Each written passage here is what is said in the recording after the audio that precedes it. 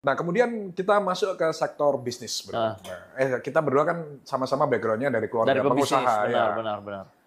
Yang menentukan sebuah perusahaan bakal bertahan lama itu kira-kira apa, Bro? Karena gue kemarin ketemu ya, Bro, salah satu bilioner di Singapura, Bro. Dia itu ngomong satu hal yang menarik, Bro. Dia ketemu banyak orang gagal, alasan orang gagal itu selalu berbeda-beda. Tapi dia ketemu orang yang sukses, alasan mereka sukses itu selalu sama, Bro. Wah, gue dari situ, benar juga ya.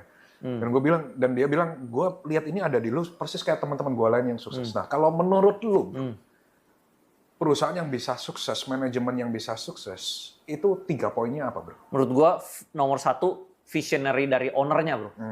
Ownernya ini harus ada visinya tuh panjang. Dia nggak boleh visinya tuh sempit, Bro, kecil. Contoh misalnya ada juga nih, misalnya perusahaan konglomerat, tapi ownernya konglomeratnya misalnya udah umur 90, Bro. Dia udah tau lah, dia udah hidupnya nggak lama lagi. Nah itu pasti dia nggak ekspansi, Bro. Ya kayak balik lagi kayak tadi lu bilang, kesehatan. Kesehatan dia udah mulai menurun, declining, akhirnya bisnis dia juga dia udah nggak mikirin. Nah itu jadi berkaitan. Nah visionary owner-nya ini masih haus, Bro.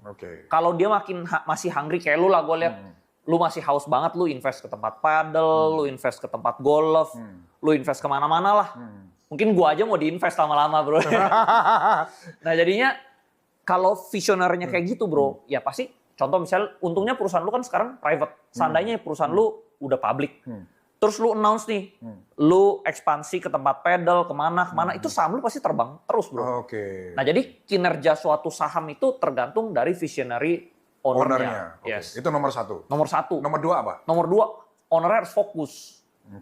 Jangan ownernya itu autofokus ya menurut gua ya. Terlalu banyak lini Terlalu bisnis, banyak. Ya. Misalnya, oke lah, misalnya lu emang maunya di sport. Tapi setidaknya lu sport semua gitu loh, Bro.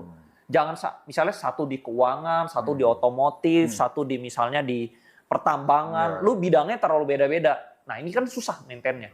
Tapi kalau misalnya keuangan semua, nah ini kan easy, Bro. Easy to maintain. Easy to maintain. Masih Jadi, hulu ke hilir lah. Iya, jadi lu harus fokusnya juga masih ada ownernya gitu loh.